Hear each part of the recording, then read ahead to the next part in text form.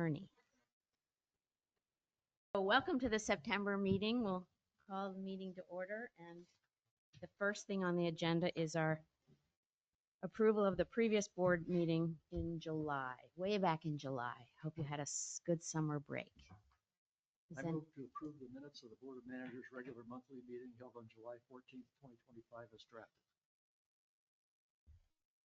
All in favor? Okay, so the minutes are approved. And the next thing is a tree removal appeal. This came to as usual, comes to the tree ordinance board. And if they can't make the parties have the choice then to come to the board meeting. Who's going to introduce this, Shana? I'll go ahead and introduce Okay, it. thank you. Good evening, everyone. So, the subject property, 17 West Irving Street, is located at the northeast corner of West Irving and Magnolia within the village's historic district.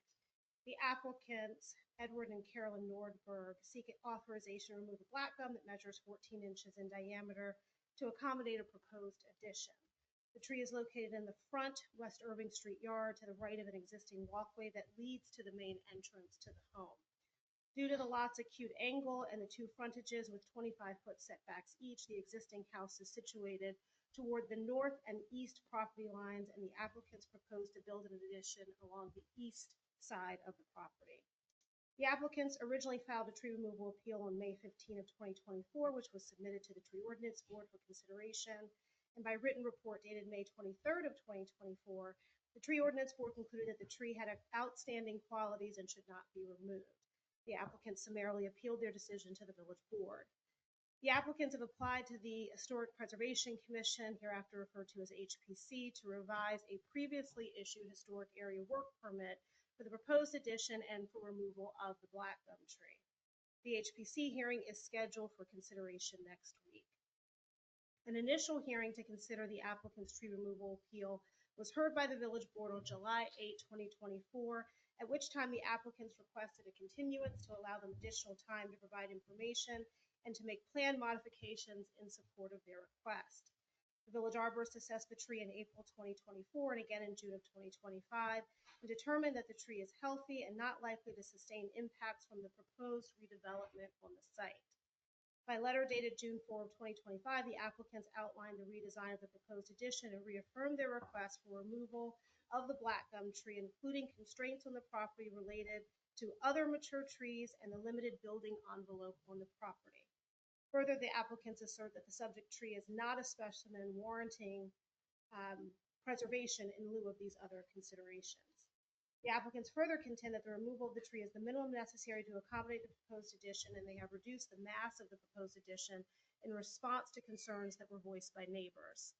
The applicants have also stated their intention to reforest. Since posting the village's staff report for this hearing on September 4, one additional letter of support was submitted to the village office from a non-abutting resident, and two letters were submitted in opposition to the proposed removal, one by the chair of the Tree Ordinance Board and one by an abutting resident.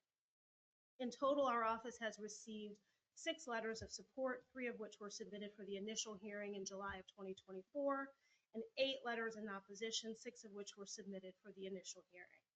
The applicants, Edward and Carolyn Nordberg, are in attendance, as well as their architect, Luke Olson, and they are prepared to answer any questions that the board may have. Great.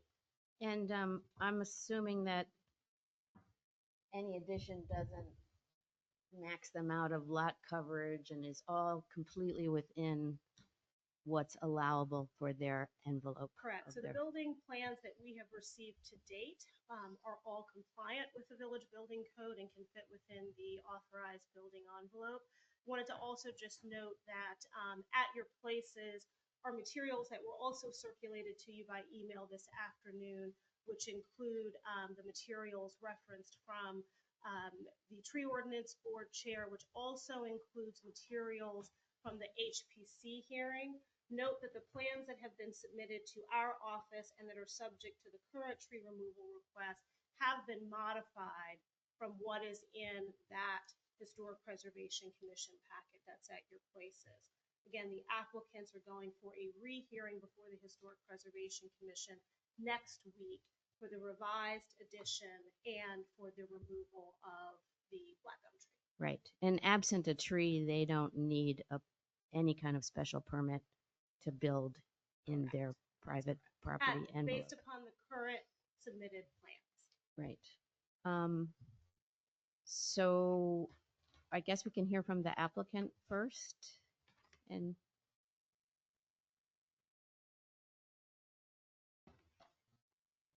particularly about reforestation, because that's generally what we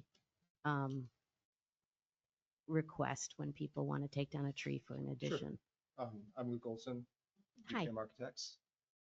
Good evening. So we're open to reforestation. I believe our current plan shows 2 canopy trees to replace the single tree that we'd be removing, and general locations for that on the site. And we understand that we'd be working with the tree ordinance board to refine that and find a solution that's suitable to them to, replace this resource that is lost. But generally speaking, we took a shot at trying to rework the design to save this tree, met with another arborist, met with some builders, talked to them about construction methods, spoke with the clients about the scope of work that's required for their project, and then really dug into what would be required to manage stormwater on this site, given the addition, and really build it and the impact to this tree, and then having this addition with a potentially stressed tree right next to the improvement, and just feel like the tree is not likely to survive and it would be better to reforest. It's a heavily forested lot already, and the tree to the east on the property line, the larger oak tree, it was our primary focus on saving. It's much more significant canopy tree, and so you can kind of see how we brought the addition forward and then jogged around that, but that pushes our addition into the center of the lot, which is the remaining building area. And I would also just like to add that we've taken great pains to design an addition that is respectful of the current resource. Even though it's not a historic resource, this is a very nice and a house that I feel could be historic if we wanted it to be registered. It just has great character, and we really don't want to damage that and how it feels from the street. So we've really worked hard to get a low-slung 1-story mass that will be nice for the neighbors, feel nice from the street, and great on the property. Great, thank you. Does anyone have any questions for our architect? I have just one question. Do I understand correctly that you intended to add to this house from the day you bought it? Is that?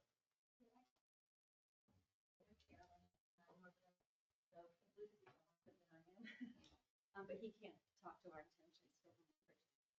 So we sold a house in Kenwood in Chevy Chase 2020.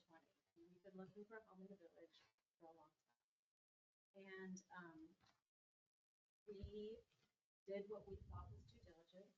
We talked to short landscapers who know the village. We hired GTM who knew the village, but we asked them about it before we purchased the house. Our real estate agents obviously said the historic issue is always something with the village, and that we should be okay there. We looked at the building envelope, we should be okay there. And we asked around, and we even asked about any other things that might get in the way of turning what is a 3-bedroom house into at least a 4-bedroom, which is where we're hoping to go. And there was no indication that a 14-inch black gum tree was special and interesting. It's a pretty tree. When we talked to Meg Elliott, she talked about with her dad, the intention of the tree was to add interest to an otherwise fairly uninteresting wall between, it's a broader space between 2 windows. So we really did talk to a lot of people. We really did take great care. We care about the neighborhood. We actually really like the architecture. We don't want to knock it down and build a box, which is what, if you limit the buildable area, we won't do it, but that's kind of what you're limited to. You go up instead of out. We're trying to go out a little bit, but we really, we did intend to modify the house. It was basically unoccupied for the last 4 years. It needs work, and we feel like we're doing our best. We asked for continuance at last meeting because we did feel as though the addition was proposed maximize the value, but maybe we didn't need that. Like, it was a big house and we're empty nesters. And we knew that it was offending people, and we want to, live in the neighborhood happily. So we didn't want to offend people. We wanted a chance to revisit the plans. And so we did. And, GTM was probably going to hang up on us at one point. We've tried 6 different iterations. Mm. We've scaled back, we've scaled back, we've scaled back. At this point, this plan puts a master bedroom. The bathroom is close to the existing driveway. I mean, it's not optimal, but it's where we've landed to try and make everybody happy. And also, to be fair, to fit into a budget. We didn't also want to pay for a 7-bedroom house that we didn't need. So it kind of worked out to have the continuance for everybody. But yes, we did intend at the beginning of this process to modify the house. And we wanted to do it with the keeping of Jacobson is amazing. We wanted to, keep the character, and we're trying really hard to do that. I'm sorry. Great. Well, thank you very That's much, your and nice to question. meet you. Welcome to the neighborhood. Thank you. Happy So the decision about this kind of tree removal rests with the board. We have a tree ordinance board, and you're welcome to speak, but ultimately it comes to the board. Even if the tree ordinance board puts it on the consent agenda, it's still the consent of the 7 members of the board. Tonight we have only 5 members here, so we'll be voting on this, and we'll need, as I understand it, a unanimous vote of 5 people. Yes.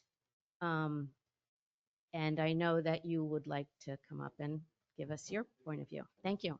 And thank you for all your hard work on the tree ordinance board. We really do appreciate our volunteers. We ourselves are volunteers. I'm Aaron Kramer. I am the chairman of the Chevy Chase Village Tree Ordinance Board.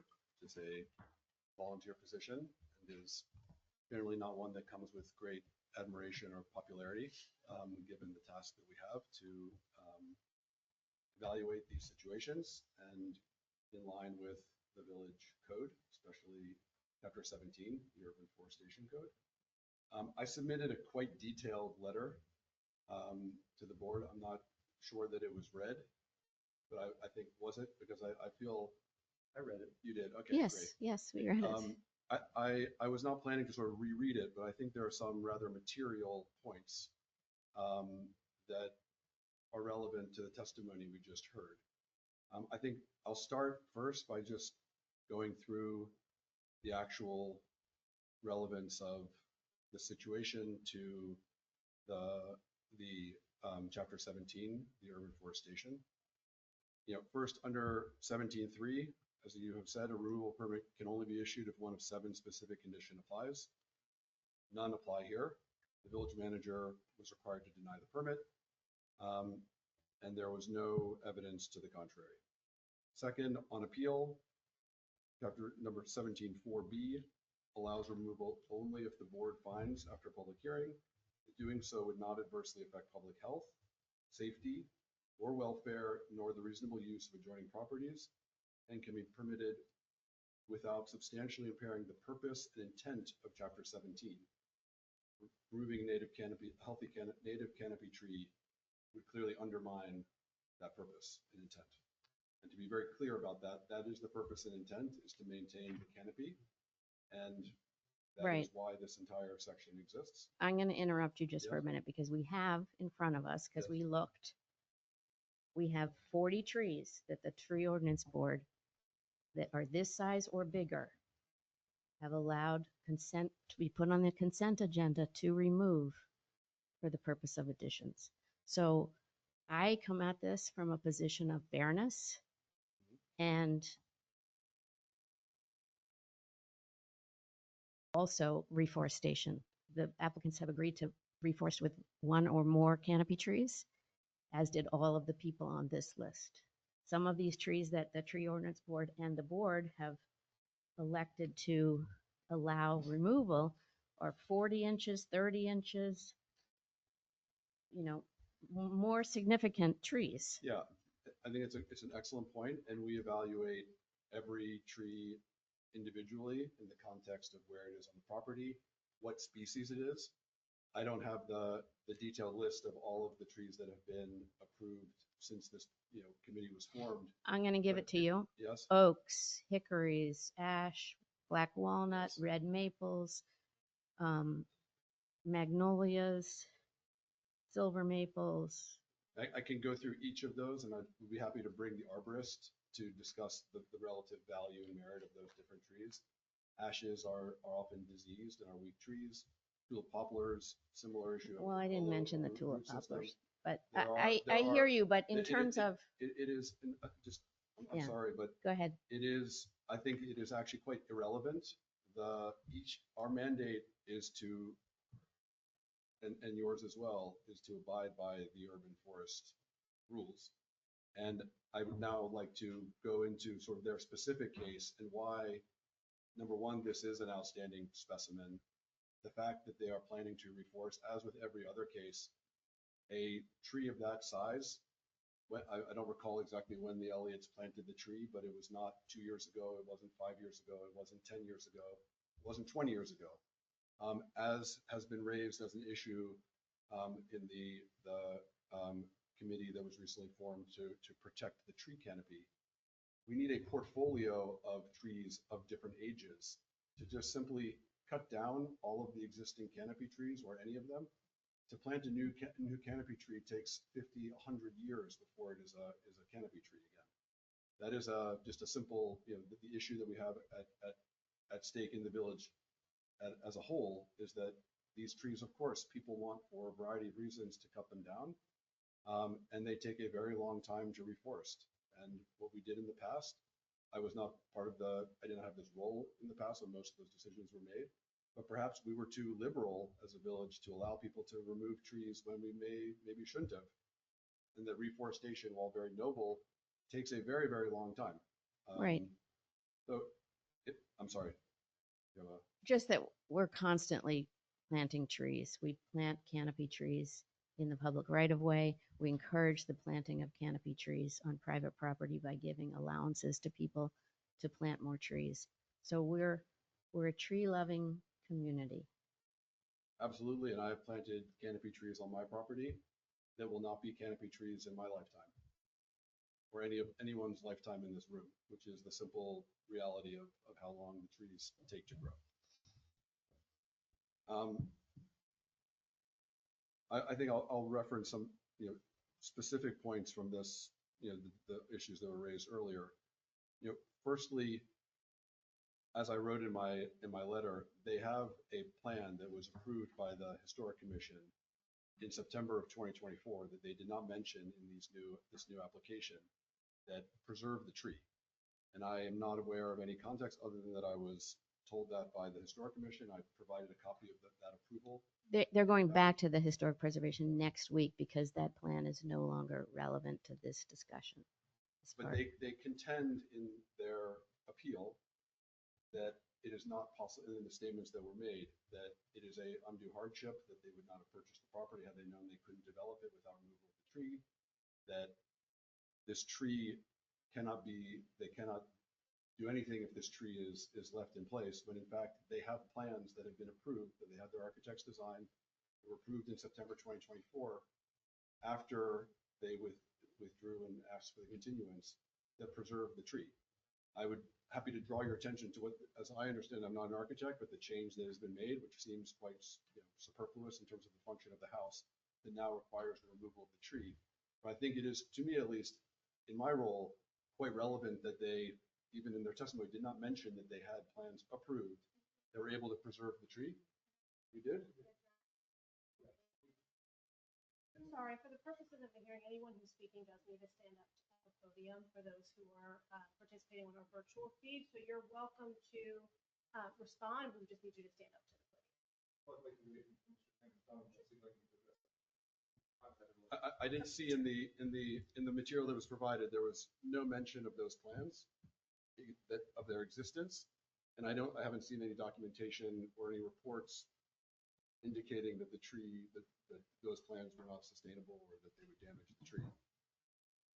So I welcome if you have additional documents or you have new information of why those plans were submitted, approved, and were not able to be used. I'm quite curious to hear that. Well, I think we were a little gung-ho filing with the HPC with that site plan. We met with an arborist on site and we talked about some measures that we thought we could take to potentially save that tree. But we'd still be building right up to the structural root zone of that tree. And you still have to factor in overdig, construction management, staging, storage, all of these different features that add time, cost, and just likelihood for that tree to get stressed or die as a result of construction. And I have serious qualms about if it was feasible in the first place. We've since also talked to builders about how they would construct that, and they were saying the same thing, that they really didn't think that they could save the tree even with the measures that we've taken. It also didn't factor in stormwater management, which likely on this property means trying to run downspouts and underwater pipes through to a dry well somewhere on the lot that's also not inhabited by root zone for canopy trees, which are significant on this lot. It happens to be that the main spot for features like that are probably somewhere around this tree or in its root zone. So if you're stressing it from one side and another side and doing work over the top of it, it results in a very high likelihood that that tree is going to fail. So even if we're going to try to save it, I don't think it'll be saved. And the time and the expense for the specialized construction methods to try to save a tree in a way that's not probably going to work seems onerous to us.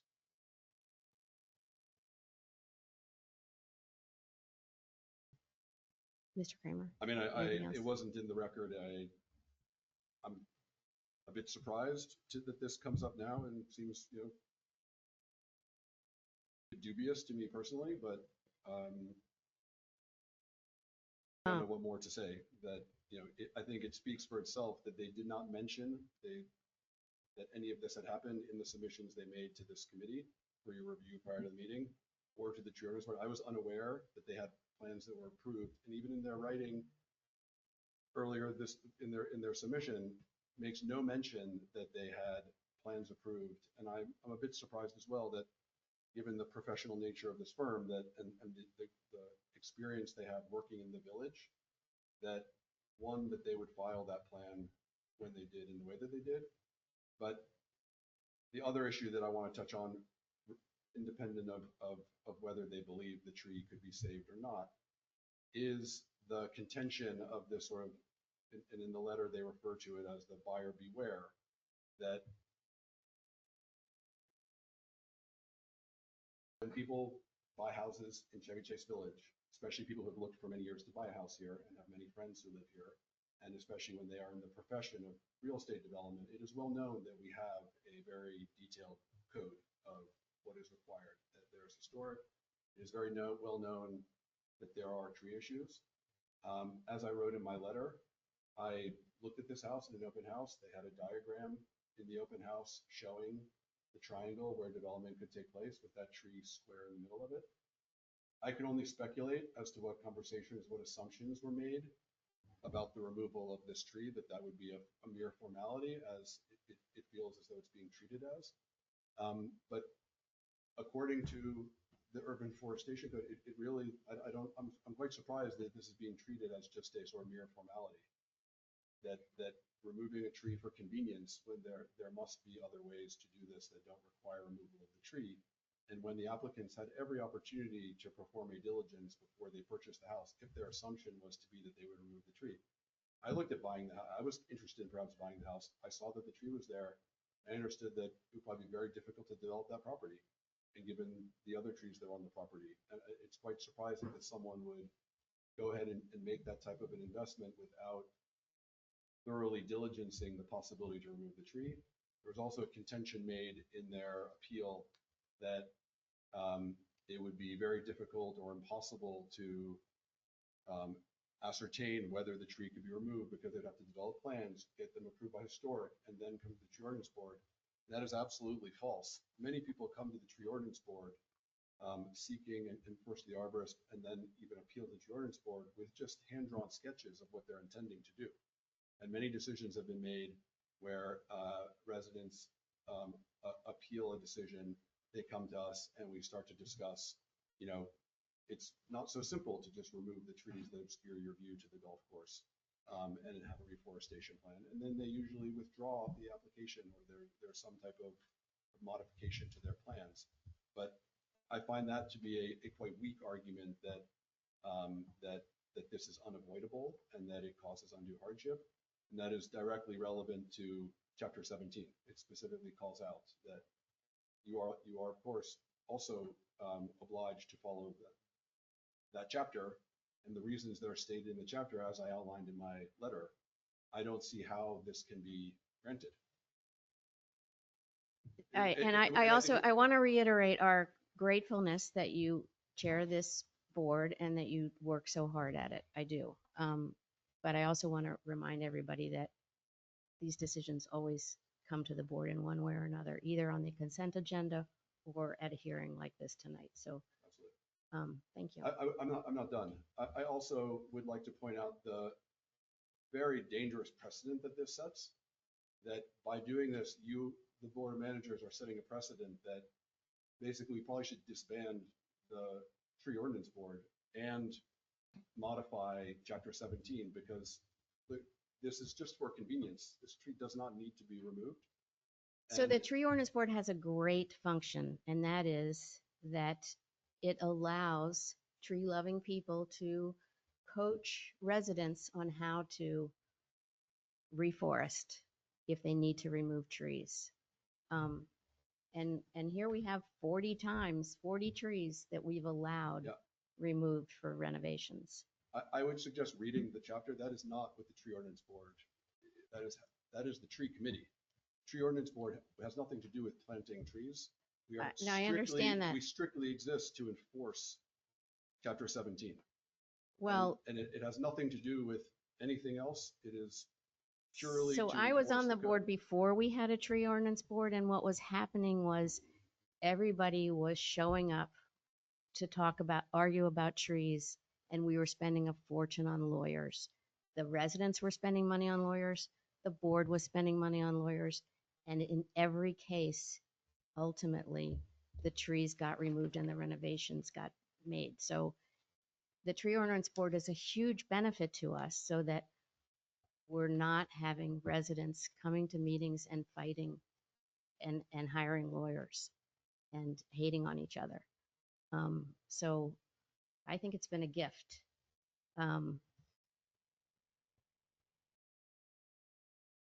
And there aren't that many trees that are so amazing that we have to throw ourselves on. I don't know. But you're welcome to come talk. Yeah. I mean, I'm very sad because I feel like this is not being taken seriously, but yeah, no, actually, I don't think there's much more. No. Well, the board members haven't spoken yet. We're going to go around and hear from everybody. So my name is Maria Hatziolis Grant. Until last month, I was chair of the Environment and Energy Committee for probably 13 or 14 years. But then in the interim during the summer, we formed a working group to look at tree canopy cover. And that was the result of findings from the Stormwater Management Committee, the Environment and Energy Committee, and from our own arborist, that the village is losing canopy trees. I actually got data from the Montgomery County Department of Natural Resources, the Planning Commission, and they did an analysis of Chevy Chase Village specifically for us and determined that, in fact, from 2009 to 2018, the village had lost 10% of its canopy cover. And we think that the trends are continuing. The point is that whether or not you plant trees, the village is planting trees, we are losing trees at a more rapid rate. We are in an attrition mode. Trees are a public good. That is why we have Chapter 17, Section 4C2, to be protected. They are a public good that the entire village enjoys and depends on for the many services that they provide. I don't need to enumerate them, but among the many important ones are water retention, shade, because temperatures are soaring during the summer and trees provide a fantastic amount of shade for the village and for houses and for people. They provide green space, they generate oxygen for us to breathe, they purify the air. Those are the reasons, among many, that we preserve trees and value them. When you cut down a canopy tree, you're going to have to wait decades to get those same services. It's not sufficient to say, oh, I'm going to plant some canopy trees, in a couple of places when they're tiny little saplings. They will not provide the same services. So the fact of the matter is that the village is losing trees at an unacceptable rate. And we need to protect the canopy. It's death by 1,000 cuts if you allow healthy trees that are providing numerous services to be taken down for convenience. I'm terribly sorry. I know you've spent a lot of time and effort on the design of your house, but there is an option to preserve the tree. And as Erin mentioned, when people come to the village, they come because of the tree canopy. That is one of the things that people love about the village. We've documented that in survey after survey. And for people to say, oh, well, I'm sorry, but I need to make an addition and this tree, has got to come down, that just is not a viable, defensible position in my mind anyway. And the tree canopy working group sent a very detailed memo to the board. I hope all of you had a chance to read it, which documented the loss of trees. Tolbert Feather was on the committee. Various liaisons who are in this room were on the committee. We had the chair of the tree committee. We had the chair of the Parks and Green Space Committee. I was on the committee, and so was Erin, who chairs the Tree Ordinance Board. It was the consensus of the group that the village must do everything it possibly can to preserve canopy trees in the community. I don't disagree with you. And I welcomed in the latest edition of the crier the effort to sort of go halfway with reforestation in terms of pain. That's one of the suggestions that we had made.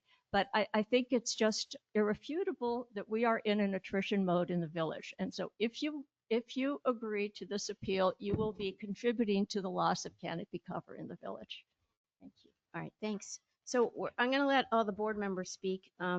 I will just say that I have this list in front of me, and I come at this also from a fairness of we don't treat some residents unfairly as compared to other residents. This is a private tree on private property, and they're well within the envelope of doing what these other people were allowed to do. But let's just go around and see what you have to say. I have just a couple things to say. The first thing is something that I'm not sure I'm right about, and I'll admit that up front. But I think the fact that our canopy has been shrinking, which it's objectively true. The reason for that is exactly what you said earlier, which is that it takes a lot of time for the replacement trees to mature and become canopy trees. And so we have a bunch of future canopy trees as a result of things like planting 2 trees for the one that you take down. Yes, it's a hit now, but it's one that our grandchildren will thank us for. Second thing is that much as I've seen that tree, I've been in that house. It's a lovely tree. There's no question about it. The house is very unusual in that it has absolutely no backyard. So the only option you have to expand it is essentially the way it's going now. And I think that there's a limit in how much you can ask an individual homeowner to sacrifice for a tree. These people bought this property intending to end up with a four-bedroom house.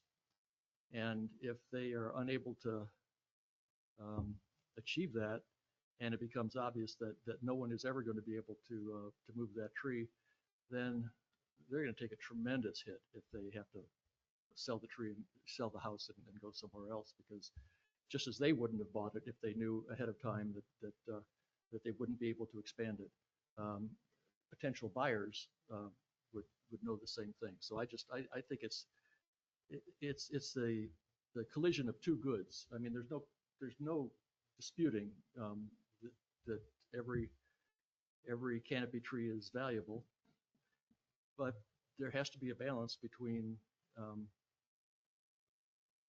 allowing people to do reasonable things with their houses and preserving the trees.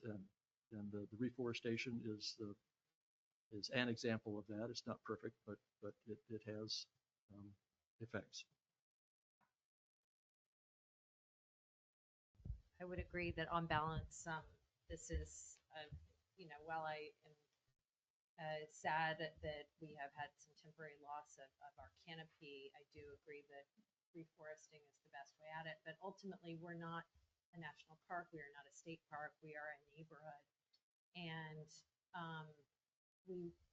but the Nordberg's home, I'm familiar with their former home. What they plan to do with this will be beautiful for the neighborhood.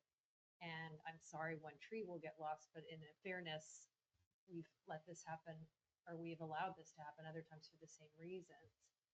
And I think ultimately we're serving people in a forested community, and that's really the key. And so, and they've spent over a year on this, 15 months, 16 months. So I'm, as much as I hate to lose the tree, it seems like there's no other way to allow their addition. I agree with all of that has been said, and we'll note that in the urban forest chapter, the ordinance does provide a whole host of factors that the board should consider on appeal.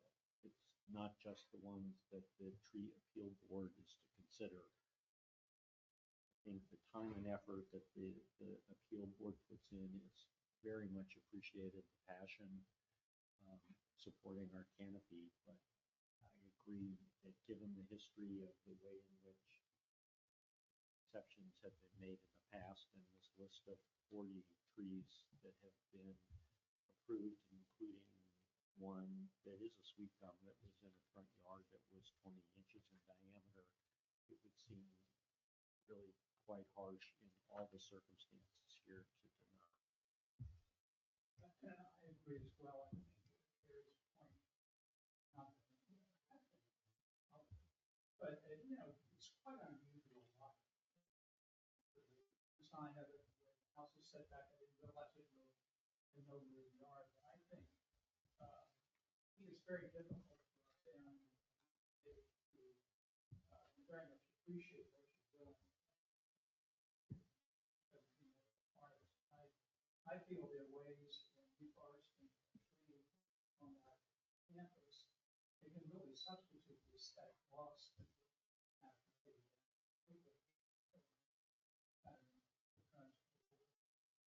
So we can say if we have a motion, we can require or request more than one tree, if anyone wants to make a motion about. I had understood the applicants to be amenable to that. Yeah, correct? and I wouldn't want to require that because it may turn out to be impractical for some reason, and I'm reluctant to try to enforce something that I don't know enough about. Okay.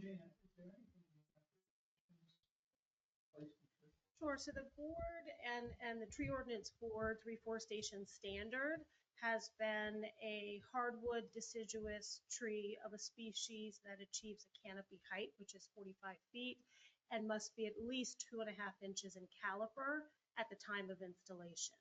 Any of the factors that I just referenced, this board can modify. So you could require a larger caliper than has been the standard. You could require more than the 1-for-1 standard that has been in place. You could also require tree species that achieve a minimum mature height of even greater than 45 feet. So you do have discretion in regard to the reforestation requirement that is imposed. And I do believe I heard the applicant's architect reference that it was their intention to plant really 2 canopy trees. Did I hear you? I didn't see that in the materials, but I believe that's what I heard you say verbally. Rather than you all setting precedent, I think we're comfortable just making an offer that does not need to be setting precedent, but we'll work with the tree ordinance board to install larger caliber trees. We're fine with that. We love trees. But you don't, whatever you decide, I can make it easy on you to say we will put 5-inch caliper trees in. If that helps your decision voluntarily, 2 of them, we're happy to do that. Okay, well, so I believe we're ready to hear a motion, if anybody is so inclined. I move to grant the appeal in case A 2828, subject to the issuance of the building permit for the proposed addition and provided that the applicant's reforest with at least one hardwood deciduous tree that achieves a mature height of at least 45 feet and is a minimum of 2.5 inches in caliber at the time of the installation. Well, this is what's typical. So, and they've Yeah. agreed to do more than typical. So we might just start with this. Yeah, What do you think, so? I think we effectively have an offer of consent here. That there would be 2 trees and that they would be 5-inch caliper. Okay. In a context where the applicant's offering it, I don't, we have to regard it. I will ask the homeowner if you have a problem with stating the resolution. The 2 trees that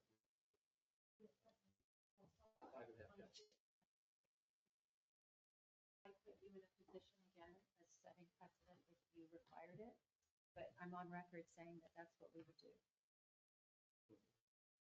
Then I'll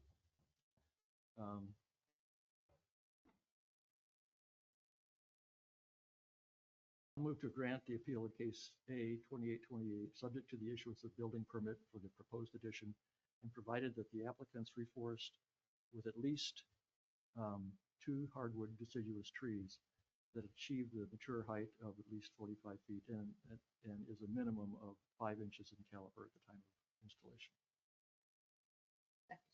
All in favor? Okay, so we got our supermajority. Thank you, everybody. Thanks for all your help and time. Thank you to the Tree Ordinance Board. And the next thing on the agenda is the treasurer's report. I have just a couple of things to add to the written report. The first is that this is the time of year when we go dark in terms of our knowledge of what's going to happen to the budget. It's going to be the first significant look we get at what the income tax is going to look like. It happens in November. So it's really going to be the December board meeting before we're going to have a good idea of what our budget outlook is going to look like. And that's just the fact, as it always has been. The second thing, a much simpler one, I think we're down to 1 CD at this point because I shut down another one, and this one I didn't have to drive very far, and it's fortunate because I had to take Pat Baptiste with me. It turned out a while ago we were requiring 2 signatures on these CDs, and so I went to turn it down. They said, well, Pat Baptiste has to be here too, so we went back and did it. Huh? No, this one was just up in Bethesda. Yeah, so it's fortunate. I'm glad I didn't have to take her up to Frederick or something like I did with some of the others.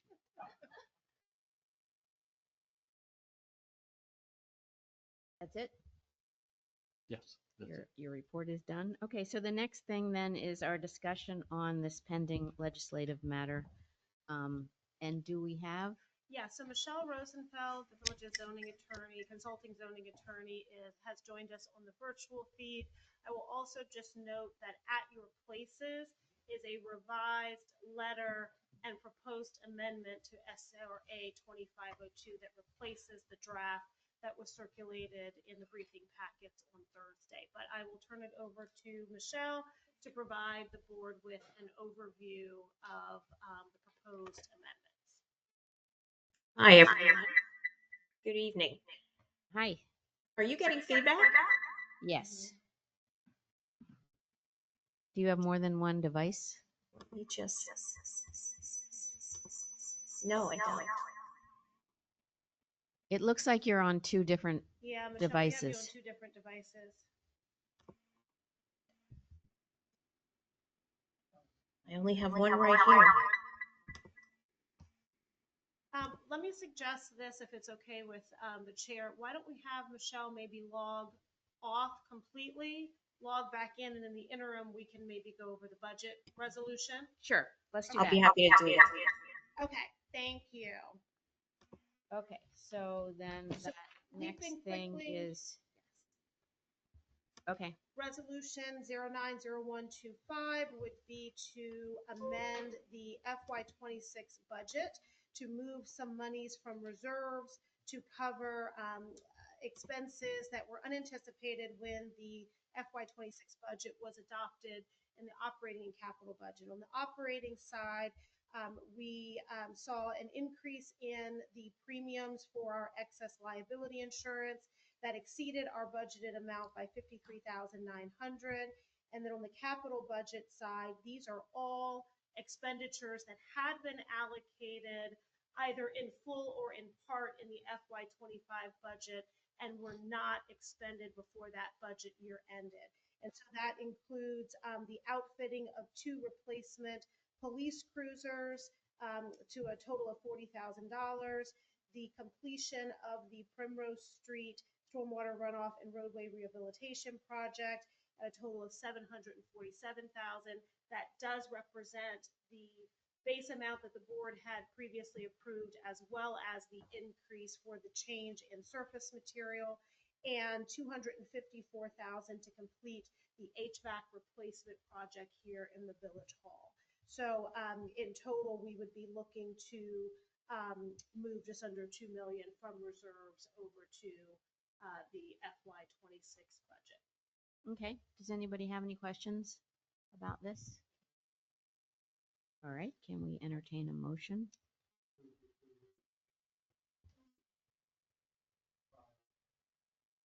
Second. All in favor? Great. Great, So, thank you very much. do And we Michelle, have- do we have you back? Is that better? Much. Yes. Well, apparently in my enthusiasm, I logged in on the same computer twice. So nice to see everyone tonight. Thank you. I would like to walk you through briefly where we are on a proposed amendment to the subdivision regulations that came as a direct result of the council's adoption of zoning text amendment 2502, which was the workforce housing now, which allows for duplex, triplex, townhouse, and apartments on certain properties along corridors, including Connecticut Avenue. There was concern about the possibility that multiple properties could be assembled into one lot, allowing for significantly larger buildings than otherwise would be allowed under the current zoning. And so in response to that, Councilmember Friedson proposed a subdivision amendment that would limit the number of properties that could be combined into one lot to a maximum of 3. After some discussion, a number of the municipalities became concerned that that did not go far enough because there are multiple properties within the municipalities that already are significantly larger than the underlying base zone. In our cases, that would be the R60 minimum 6,000 square foot lot or R90 minimum 9,000 square foot lot. And there are existing lots that are significantly larger even without being combined. And in some places, combination of lots could be 20, 25, 30,000 square feet in a R60 zone. So we have proposed an amendment that would limit, we're discussing an amendment that would limit the assemblage of properties not to a maximum of 3 lots, but to a maximum of 3 times the base zone, the minimum size in the base zone. So in R60, that would be a maximum combined lot of 18,000 square feet. So that allows for combination of properties. You can get larger lots, you can get greater density with those combinations, but it is not going to allow for a really significantly outsized lot when compared with the surrounding neighborhoods. Once, then the other thing that Councilmember Friedson had proposed in his subdivision regulation amendment was that flag lots, through lots, and interior lots would not be allowed at all. And what you see, the blue is a flag lot. A through lot is a lot that has frontage on two streets, and then a lot that does not abut a public road, doesn't have road access. Under typical subdivision regulations, there has to be a minimum 80-foot setback between one of these lots or between the structure on one of these lots and another lot. And that is extremely difficult to design when you're dealing with smaller properties. I think the real genesis for the concern about flag lots is that, as you can see, a flag lot potentially allows for a house to be built directly in the backyard of another property. So planning staff has proposed that flag lots not be allowed if there's a house in front of that flag lot, so that you don't create sort of that, house in a backyard. But they also have proposed that the requirement for an 80-foot setback be eliminated so that there can be more design flexibility once lots are combined. And I think the general sense is that as long as we protect the design element of not putting a house behind another existing house, that we don't really have a per se objection to flag lots or to through lots or even interior lots. And so if we can go back to the text that we were looking at just a moment ago, we are also proposing that in C, the red text is the text that staff has approved. The bold is what we have approved, are recommending, that as long as all of the other zoning standards like setbacks are in place, we are comfortable with waiving that 80-foot distance requirement.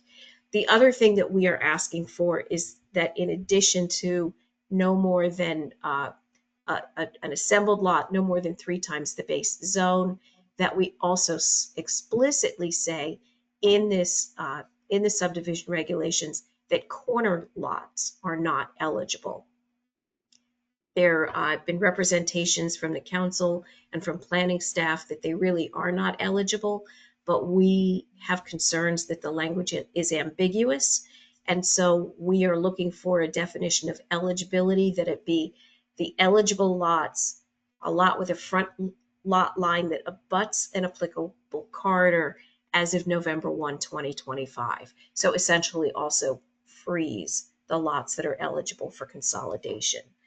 So I know that's a lot of information. I know it's technical in nature. I do think that between what's been proposed and the amendments that we're putting forward, that this really would be a curative solution to the concerns that we had going into this. Thank you very much. Happy to answer questions. Yeah, I just want to clarify for the board that the action item for us is to co-sign this letter, this proposed letter to the county council, but most of this stuff none of this really applies to us at all. We're co-signing to support our neighboring municipalities that will have an impact from this, but we don't. Dana could describe that. Yeah. One of the things that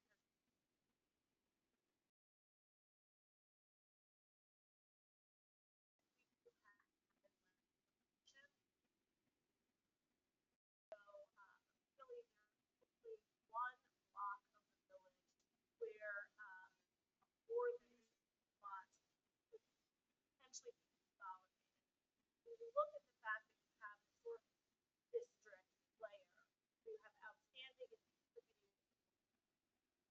not eligible for elective position, that certainly does decrease viability of someone looking for property for the purchase of property. Don't have any two that don't receive at least one outstanding the impact. The other protection that we have is that even in the draft legislation, existing flag lots are proposed to be exempt from eligibility. So we do have one flag lot that is in the middle of the last block of Connecticut before Chevy Chase Circle, the 5800 block on the even side, that is not eligible, further decreasing the ability for consolidation.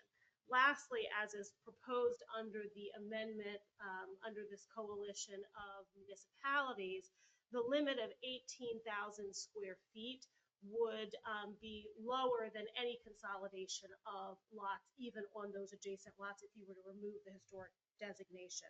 So for instance, again, in that 5800 block of Connecticut, one of the lots is 14,000 square feet. The lot that is adjacent to it is 12,000 square feet. So there's no instance in which any two lots could be combined and not exceed this 18,000 square foot threshold that this proposed amendment would require. The last thing I wanted to just clarify, when Michelle referenced corner lots, you will see on the county's eligibility map lots that we would certainly classify as corner lots.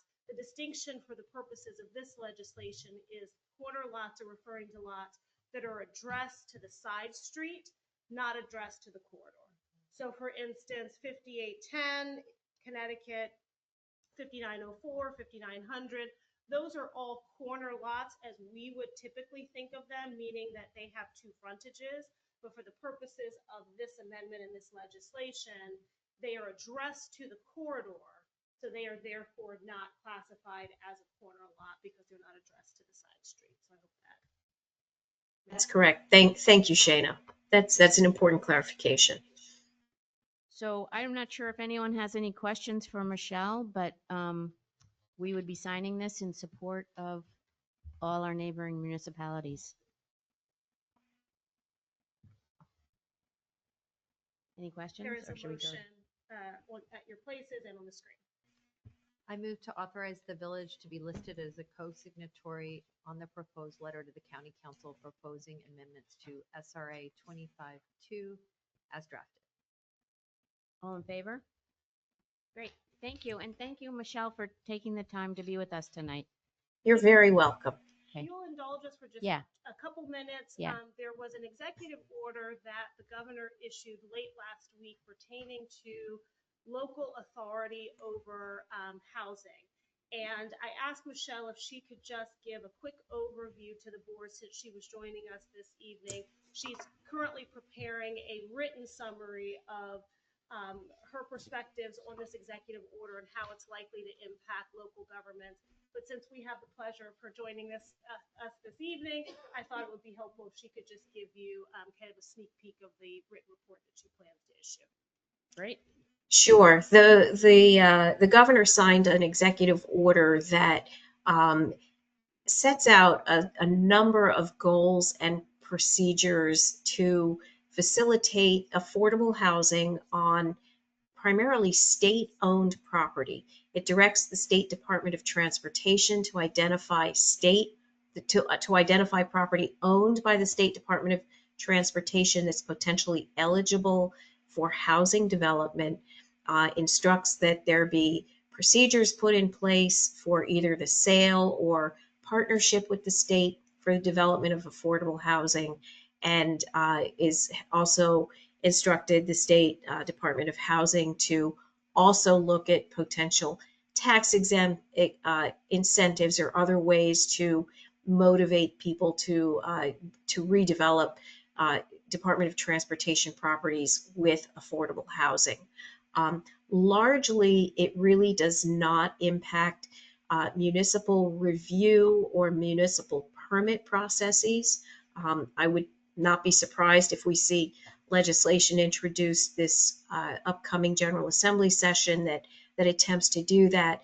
There really are two ways that the executive order potentially impacts local municipal activity. And the first is that it sets up an ombudsman position, and the ombudsman would be charged with working with developers to help navigate with state, county, and local municipalities to free up or facilitate getting through the permit process, getting through the review process, basically having a state official get involved in helping facilitate the review process itself. The other is that there's a provision in there that says that they would like to look at the ways that development on state property would be subject to basically the governmental exemption from zoning laws. In many instances, the governmental entities are not bound by local zoning laws, and it seems to me that they're looking at ways that they can be more flexible, design projects that are more flexible if they're not bound by the zoning restrictions of whatever jurisdiction they're within. That's only one sentence in the order, and I'm going to look at that more carefully, but it seems to me that that's the goal. Now, unless you have property within your jurisdiction that's owned by the Department of Transportation, it really is not something that's going to affect you. But I just wanted to alert you that those are two areas where the executive order could allow for involvement at the more local level. Thank you. Thank you. And I thought it was important for Michelle to especially highlight that last piece, because I know that some people on first reading of the executive order read it to say that all local zoning would be, that the state would be exempt from all local, zoning if they stepped in. But I think that distinction that it is on DOT-owned property is really important. And so if there are any residents who may approach you all saying, aren't you aware that, this preemption of local law is included in this executive order? No, it would not impact us. That's not what the executive order says. We just wanted to make sure that that was clarified for everyone. Thank you. So they're really put together. All right, well, that's all I had for tonight. So unless there's questions, thank you. I always appreciate the chance to share this information with you. No, go ahead. I don't think Michelle was able to hear you. Not a lot of development property. Oh, I cannot hear. You gotta speak into your microphone. Really, Michelle, there's really not a lot of development property on the Empire. A lot of it's adjacent. For example, one of them we could have sold in Connecticut. You see it right there. Usually don't. Most of it is within the right of way, around major road corridors. The port and the airport do have parcels that give them would be redeveloped for housing, so they're a little separate of roads, but they're not a huge quantity. We had a real estate group come together and basically put together. So it sounds like the governor was probably attacking low-hanging fruit to look like something meaningful was being accomplished, but maybe in reality, not as. Yeah. Okay. Got it. Thank you. Thank you, everyone. Thank you, Michelle. Thank you, Oh, you're Michelle. welcome. Thank you, everyone. Good night. Night. Night. All right, so the next thing is our commission and committee matters. We want to establish and approve a scope of work on the sector plan, the Friendship Heights Sector Plan Committee. So anybody have a motion on that? We have a good committee put together.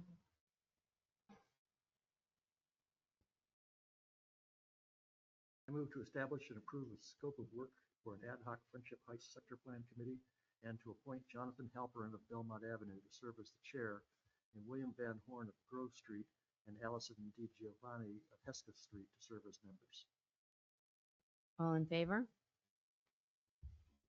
Great, that's unanimous. And we should also just note that Ms. Willard and Mr. Winstead have Yes. agreed to serve as the board liaisons to that committee. Thank you. Thank you.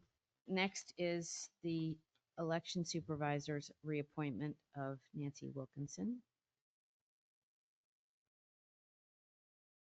Move to reappoint Nancy Wilkinson to serve as supervisor for a 4-year period. All in favor? That's unanimous. And then the third one is the Personnel Commission. I move to reappoint to the Personnel Commission Charles Ingersoll to serve as a member for a 3-year term ending September 2028, and Orrin Baird to serve a 1-year term as chair ending September 2026. Second. All in favor? Great. That, Do the last one? Will be my first move. the last one? Oh, what that was? And me too. No, we still have a police report and a manager's report. Oh. But Not to yeah. mention, there's someone you may have to fight for that. Yeah, really. I don't know. Breaking a legacy here. Okay, I'm willing to share. we do have For a, that motion, yes. yeah, no problem. We have, So we only had a couple people broken into the construction workers and housekeeper. The trend that's going through the county right now, where they're being targeted suspects. Besides that, it was quiet month. why, it's good. And a manager's report? So just a couple quick things, I promise. Number one, as you heard Michelle reference, we are anticipating continued legislation in the 2026 session that would impact local authority for housing. There were some proposed changes that the governor introduced last year that did not make it out of committee and did not make it to full floor vote. As well as other senators and delegates who have referenced that they intend to further reduce local authority for housing in various different ways.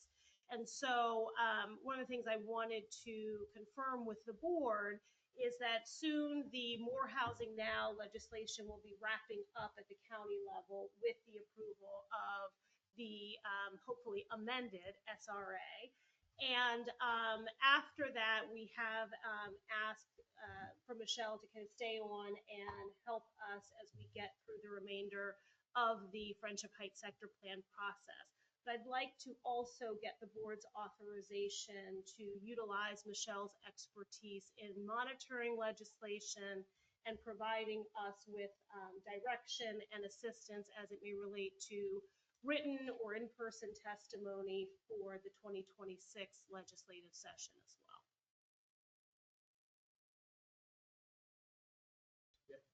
Just No, just a general sense of the consensus board, is yeah. sufficient, yeah. We already have a retainer agreement that is general enough in nature. I just need to make sure that I'm operating according to the board's wishes for moving through the 2026 session. She does provide, some guidance.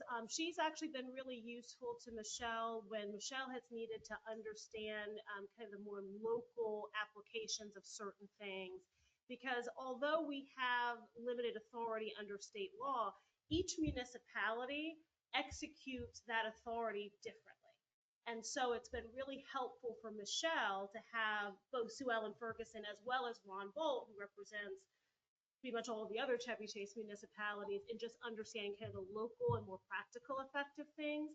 So they've worked well together, but Michelle is absolutely the lead and the expertise when it comes to zoning matters, and Sue Ellen has certainly deferred to her judgment on certain things as well.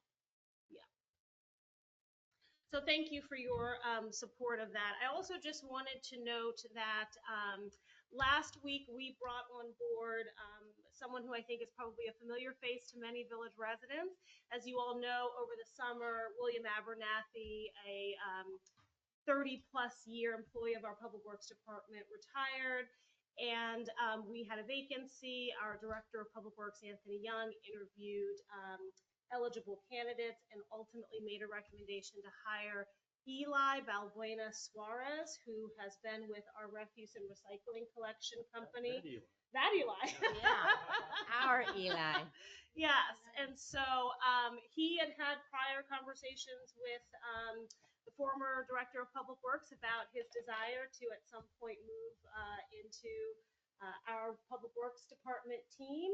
He has a wealth of experience, not only, of course, as we know, driving large trucks through the village and collecting refuse and recycling, but he also has some landscape experience as well. And he joined the team last week. He is fitting in well and really, really excited to become a part of the team. That's the good news of that equation. The bad news is that our contractor is still working to replace his position, and we know he is irreplaceable. We've already begun to have some collection issues just in the last week that he has not been on the crew. So we will navigate that.